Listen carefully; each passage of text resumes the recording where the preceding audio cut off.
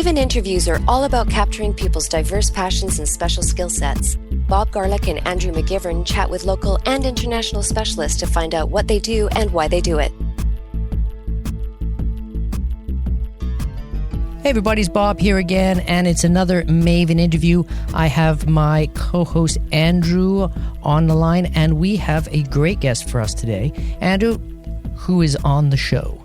Well, we've got one of the top dogs here in the comic industry, and his name is Jeff Ellis, and he's the president of Cloudscape Comics here in Vancouver, and he's also listed as their chief cat herder, so we'll have to ask him about that. He's writing a couple books on teaching English in Japan and working on a graphic novel, and sounds pretty interesting. Jeff, we called you kind of a top dog in the comic book industry. Is that an exaggeration of your position in the real world? Well, I feel like it is because because he's modest. Oh. Well, thank you. Yes, a little bit. And I've also, if you look at Vancouver, we've got a lot of artists in town who are working for Image Comics, and some are even working for Marvel Comics. So, I mean, relatively speaking, I'm probably a little bit of a smaller fish in the ocean of comics in Vancouver. How did you get into comics? Well, I guess I've almost been into comics my whole life. It's funny, even as a child, my dad used to just bring home these like sheets of paper stapled together. They were old math tests. He was a math teacher.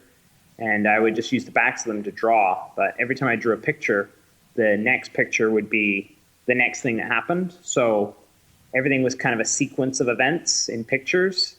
And I didn't know I was doing comics at the time, but I was. And then, when I was about 12, I started reading Spider-Man, and that just kind of solidified it all. You spent some time in Japan? Yeah, I was there for 2.5 years. After I graduated college, I sort of spent like a year looking for work, and I couldn't really get my foot in the door anywhere. So I just decided to sort of take what I said to people was a sabbatical, and I applied online at through it was I think Dave's ESL Cafe, and I ended up connecting with a place called Pepe's Kids Club, and they had a hiring office in Vancouver, and they actually turned out to be not quite as dodgy as you would think a place called Pepe's Kids Club would be. And they flew me over there and did my training, and I got to live and work there for 2.5 years. Now, with Japan being such a comic-centric society, did you feel that you were in comic book heaven, or did you get involved with comics at all when you were there? It's an interesting question because that's the first thing people will say when I mention that I was in Japan is they'll say, "Oh, like there are so many comics there. You must have just gone crazy for manga." But I was never a big fan of manga, but even before I left for Japan, and all the comics that were there are written in Japanese, so that was a bit of a barrier, actually. I actually got more excited when I could find North American comics in Japan.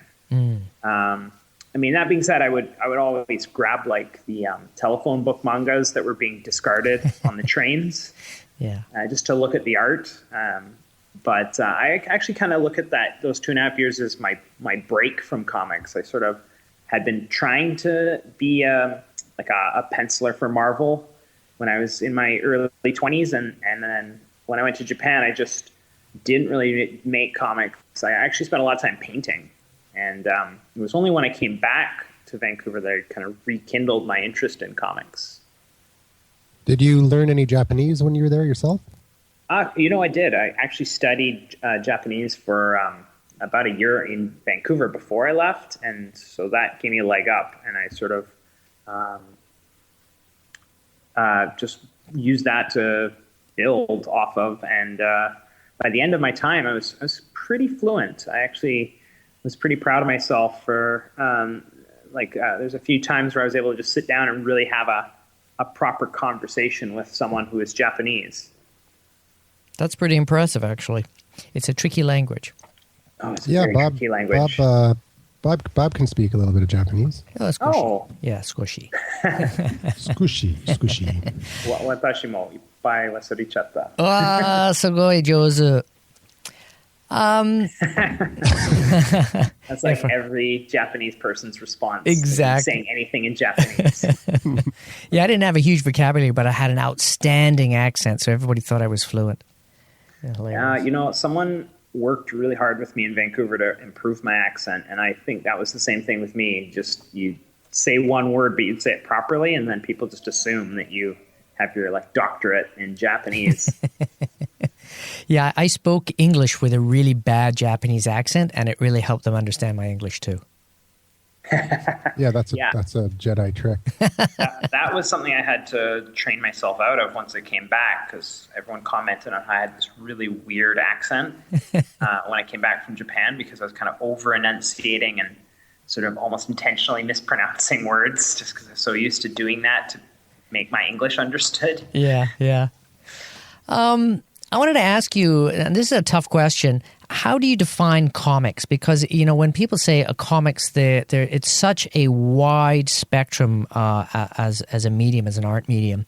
Do you define it a little bit more succinctly, or do you consider that a huge body of styles? Well, I mean, at least if part of that question is is manga part of comics? Absolutely. I think I just see comics as any kind of visual communication of a story. It doesn't even necessarily need to include words. I think as long as you're conveying a story or an idea with sequential pictures, you're making comics. When I was younger, I used to watch or read a lot of Doonesbury and with Uncle Duke and stuff like that. And by reading that, I was pretty switched on with what was going on politically in the States back in those times. And I would have these in-depth conversations with people, and they say, wow, you must be studying the States a lot. I said, no, I just read Doonesbury because it's really amazing. And I remember the first time I heard about melanoma for skin cancer and how you shouldn't be out in the sun and you should use sunblock through that comic. And that's when I stopped really going and trying to get a tan every summer. Oh, wow. So, and that's way back because I'm an old bugger. So let's talk a little bit about Cloudscape and what's going on in the scene here in Vancouver. Oh, yeah, sure. Well, I mean, Cloudscape is a nonprofit society in the city. It's been around for about 7 years, and we are, dedicated to promoting comic art in the city. So we connect with different comic book artists, and we try to promote those artists. And the number one way we do that is by printing anthologies, which are short story collections. So all our books are collections of short stories by different artists from the Lower Mainland. And it's sort of come a long way from where it started. We weren't officially a society until about 3 years ago. We used to just meet up informally at coffee shops, and sort of it's just sort of been a snowball effect since it started, just kind of each year getting a little bigger and getting more people and just increasing our level of quality. Well, how many of these anthologies have you guys put out? We did a book a year, so it's 7 books. Wow. Yeah. The first one, it's funny, I still have a few copies of the first one. It's that first book was printed locally at just kind of an overnight print place. It was almost more like a glorified photocopier, and it had about 9 artists, and it was just a floppy book with a really nice cover drawn by Angela Mellick, but I think inside you could see the roughness in a lot of the work. I'd say there were some standout stories, but it definitely even as far as my ability to design it, it just didn't quite have the same strength as if you were to stack that up to our new book, Waterlogged, which is got about 20 to 25 artists, and has black and blue ink on the inside and has a hardcover with lay flat binding. And just, I don't know, to me, like the design quality, the story quality, all that stuff is just, we've come so far. It just astounds me to see kind of our humble beginnings. So on your website, you've got a Comics 101 section with tutorials from Cloudscape members, introduction to graphic novels, how to create comics in 4 easy steps, and so on and so forth. Sounds like you're compiling the skills of all the members of the society and creating a resource for anyone who's interested. That's pretty cool. Yeah, thank you. Yeah, that's the website is, that's kind of our number one thing with the website is we want to use that as something that can let people connect to the community more. So when an event happens in town, we try to post it, and we put a lot of those tutorials up to hopefully help people that are just starting, so that if they're interested in making comics or getting better at their comics, they can maybe use that as a resource. We also do Wednesday meetings. So every Wednesday at 7:30 p.m. we have a meetup, and anyone can come and join. And if you're new and you want maybe to get a critique or you want some advice on how to get something started, we're more than happy to help you out. And it's been actually even easier for us to do these meetings now that we have our new studio space in South Memorial Park. I wanted to ask you a technical question. What comes first, the writing, the story, or the artwork? Well, I mean, I'd say the story, the writing. In fact, my friend Angela did a talk on making comics at Opus Art Store once, and I sat in on it, and the first thing she said was, "Story is king." And she had a little picture of a story king that she put up, and I thought it was very cute. And then afterwards, I asked her if I could have it, and I actually keep that tacked up in front of my drafting table, because I think that she's absolutely right. It's, the story is the first thing, especially with comics, because you're not just drawing a pretty picture, you're telling a story with pictures. And, if you look at like something like dinosaur comics, or I'm trying to think of, I'm sure there's some comics out there that are just stick figures, and, those can be successful despite the maybe shortcomings of the art. It's the storytelling. It's like the jokes, or like the plot is what sucks people in.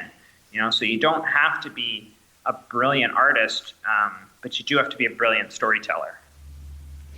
And it's also the story is written in a different style, because, you look at some of the comic books that are out there, there's not a lot of writing involved. So do you write the whole story and then rip out all the descriptors and replace that with images? What's that process like? Well, I mean, lots of people work in different ways. I know that a lot of people will do like a full script, and they'll write it more like a movie script.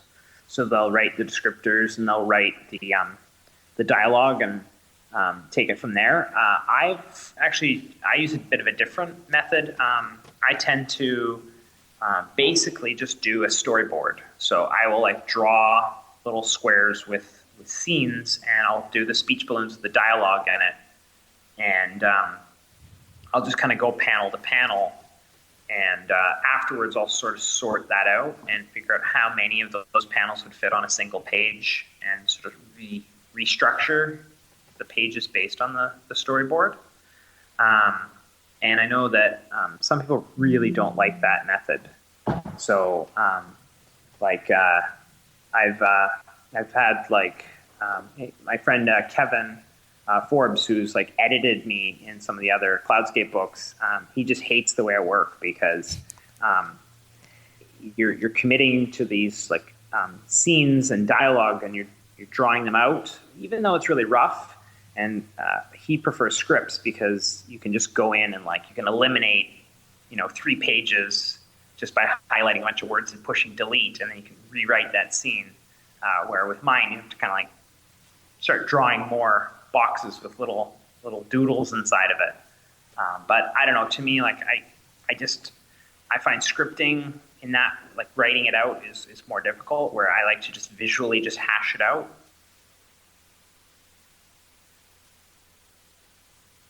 Andrew? Yeah, I'm just was looking up your iTunes listing here. Connecting the BC comics community since 2007. How has your podcast done in helping to promote your society and or raising awareness for your brand? Well, the podcast is a really new thing, and I'm not sure how successful it is right now. Ed Appleby's been managing most of that, but I know, like, I've got a lot of positive feedback from people locally, so I think it is definitely getting us some attention. And I know some of the topics people found really informative, and that was really helpful to them. So, I mean, I think that was why we started the podcast in the first place, was we wanted to like put some of these conversations that happen at our meetings up for people to consume through in podcast form. And I know most of the people in Cloudscape tend to listen to podcasts when they work. So we just figured this would be another very appropriate podcast for people to maybe put on while they're inking. That seems to be what most people do when they're inking, is they put a podcast on. Yeah, it's a perfect opportunity to listen to something that you're interested in. You've got past the infamous 7 episodes already, so you're doing good. Thank you. I didn't know 7 was the key number there. So yeah, most podcasts fade before they hit episode 7. So if you can make it past episode 7, then you're not doing too bad. Yeah, suddenly. Okay, well, I'll tell Ed to put a rush on the next one. Yeah, suddenly you'll have 200. Now, there are some great comic book people out there. I'm thinking of Art Spiegelman as one of the greats.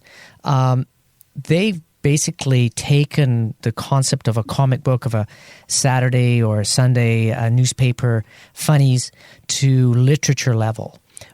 Can you tell us a little bit about the history of when that actually happened?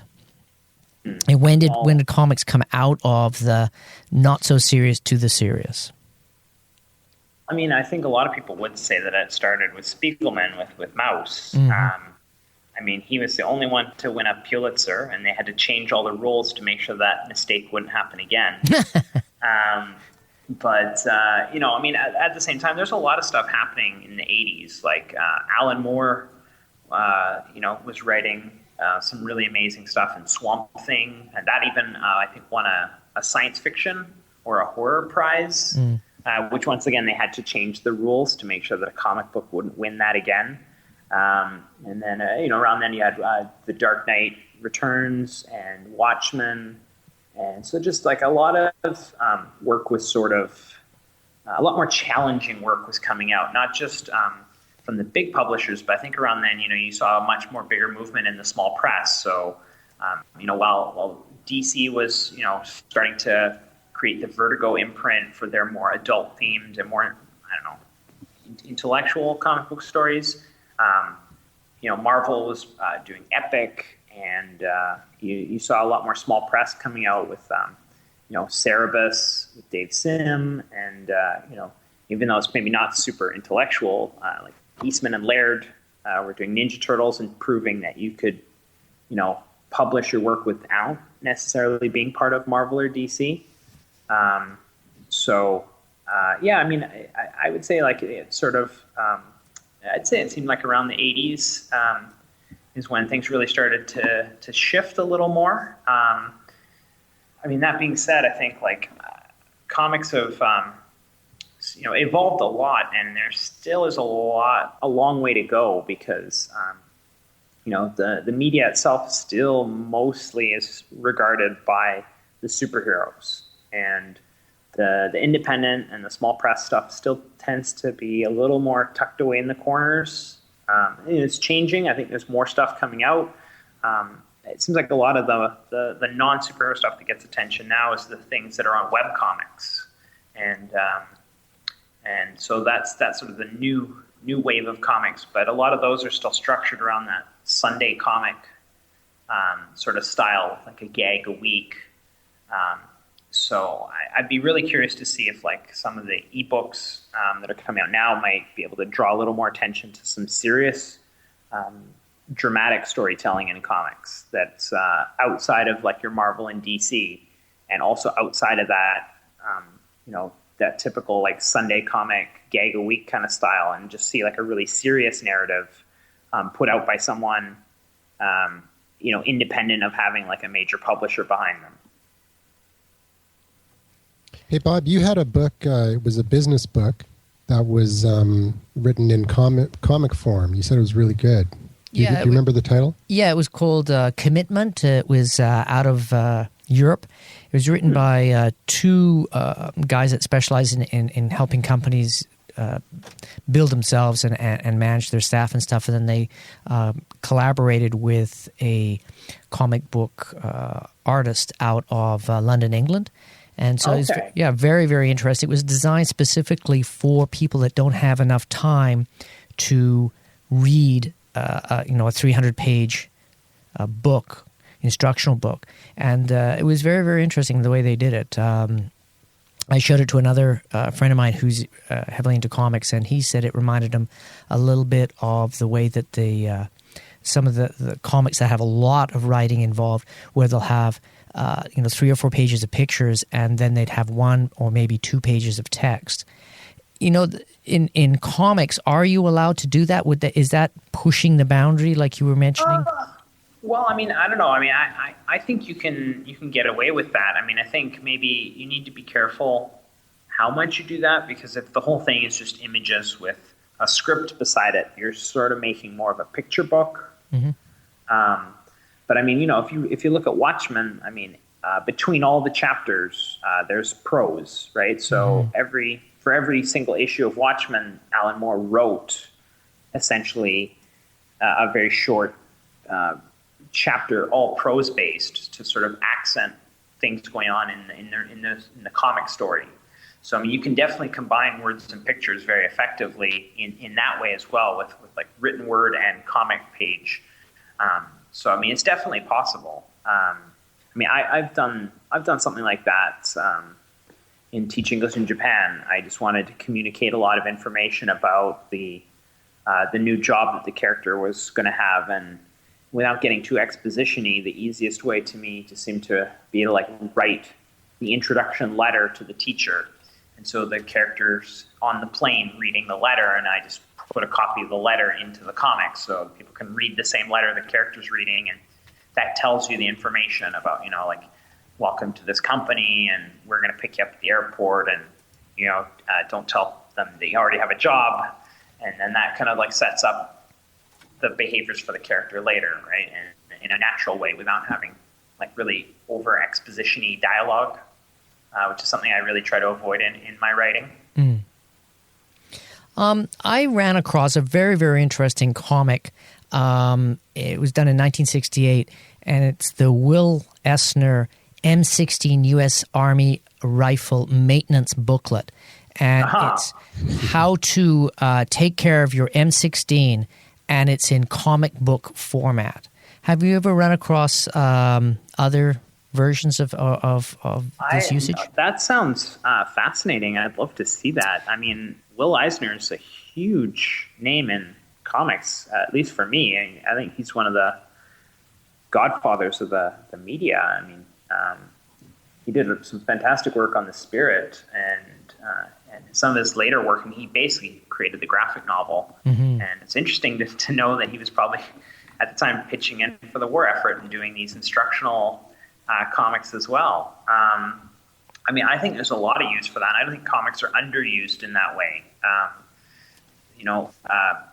David Chelsea did a book on how to draw in perspective, and the whole thing is done as a comic book. And Scott McCloud has written basically a series of 3 textbooks on the medium, all using comic books as the format to tell what is essentially like an essay on the media.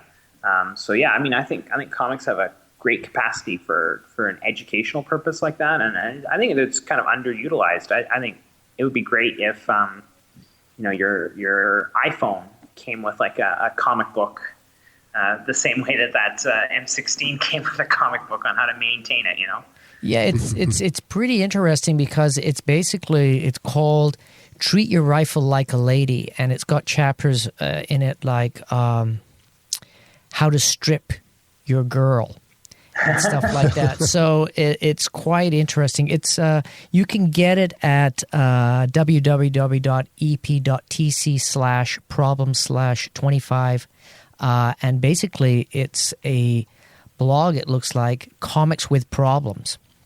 So if you Google Comic with Problems #25, you should be able to find it. And he scanned it, and you could actually read the whole comic. It is fascinating. So I'm very curious to see. It's very tongue in cheek. It's very I wouldn't say raunchy in any way, but it's definitely got a 1960s sensibility about women's position in life. That's for sure. I'll put that in the show notes for people listening. You can just go to maveninterviews.com for this episode. Yep, absolutely. Jeff, what do you think of the future of comics? Because of iPads and everybody running around with tablets, there are a lot of comics that are out there available in digital format. Do you think it may be the beginning of the heyday of comics because you won't have to pay for all this printing? You can just write it, scan it, and put it out. Oh, yeah. I mean, I think that's already happening. I mean, I'd say a lot more of the household names today are the people that are on the internet. I mean, when I was growing up, the famous comic book artists were the guys that were getting published by Marvel and DC and Image Comics. And I'd say today, the young up and comers are definitely like the Kate Beatons and the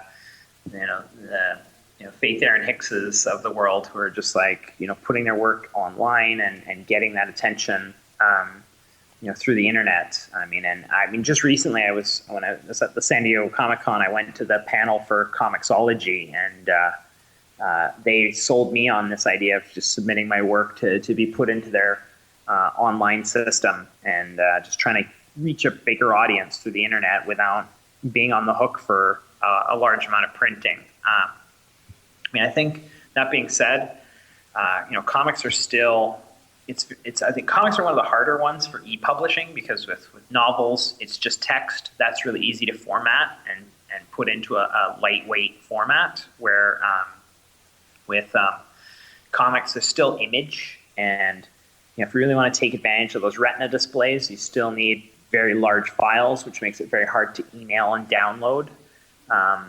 So, given time, that problem will be addressed. But I absolutely think webcomics are the right way to go. When people ask me about how they should start their small press career, I tell them to start a webcomic, and because the biggest barrier for a lot of people is that they're afraid the first comic they make is going to be bad, or that it's not going to sell.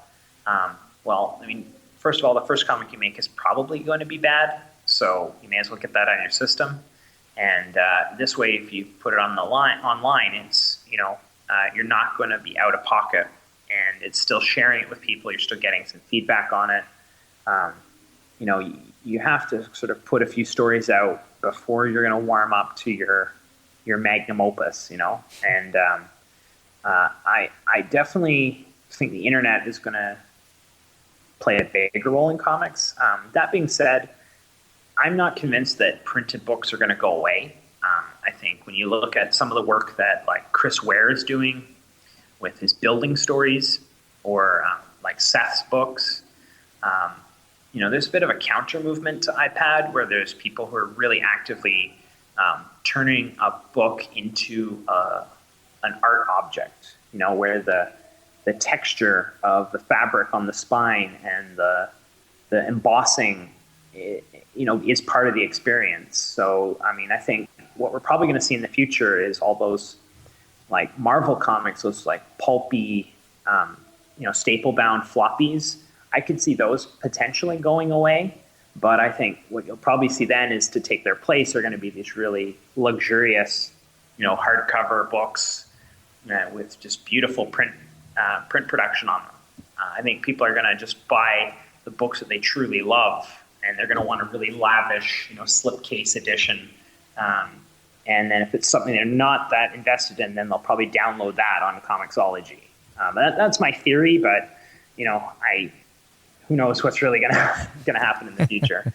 I can definitely see that happening, especially in the music industry too. You can maybe get digital versions of your favorite band's album, but or not your favorite band's album, but everybody else, and then your favorite band, you're going to buy the one with the show line, like the album notes, and what do they call it? The I know the liner notes. The liner notes, yeah.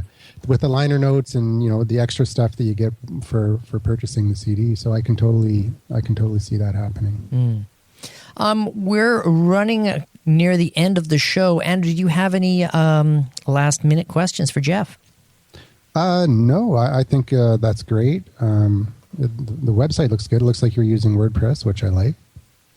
Oh yeah, well, I think I only really know how to make WordPress websites.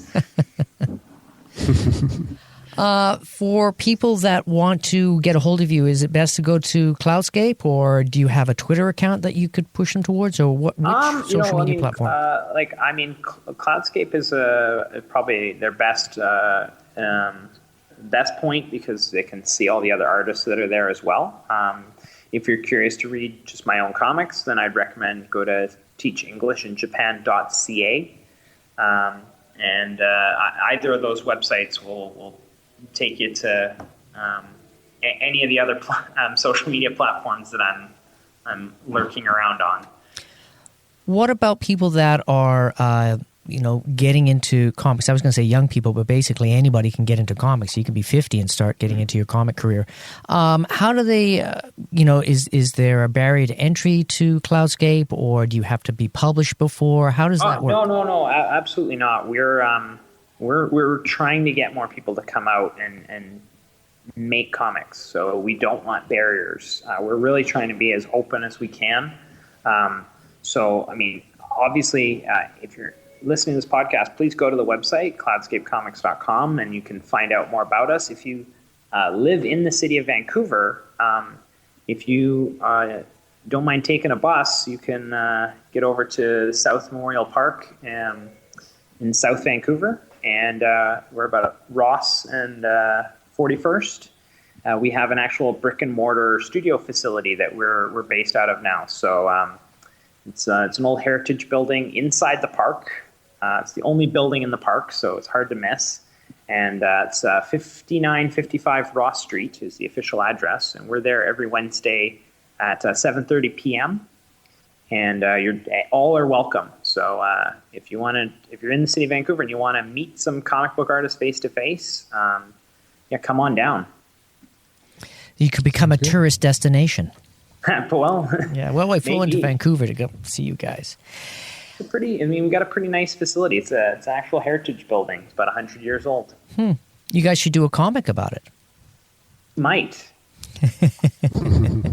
Yet another thing to put on your list of things I got to get to. Oh yeah, we got a big list.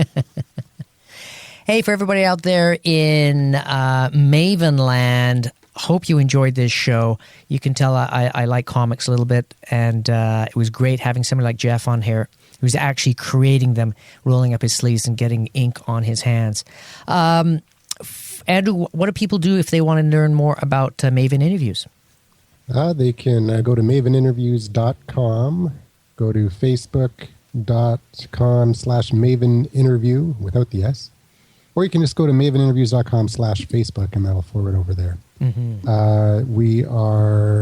You can reach us by phone at 1-877-636-1474 and leave a voicemail feedback, and we can play it in the show, and that's about it. Yeah. So from me in, I was going to say Crazy TV Talk line. I have too many podcasts. That's the problem. I go Crazy TV Talk, and then we got the Bunker Show, and then I got my book show, and now yet another show. So from everybody out there in Mavenland, it's sayonara from Bob. And from Andrew, I'm going to say, what am I going to say this time? I don't know. Go French. French. Arrivederci, that's Italian. That's what I said last time. this ongoing theme is becoming a nightmare. It's like, God, yeah, and you know what? how many ways can say goodbye? I always forget about it until the end of the show, and I don't have the language prepared. But I wonder if there's a Swahili. Bon voyage. I'll go with the French. Bon voyage. Very, very nice. Jeff, thanks again for coming on the show. Thank you very much. Yeah, have a good night, guys.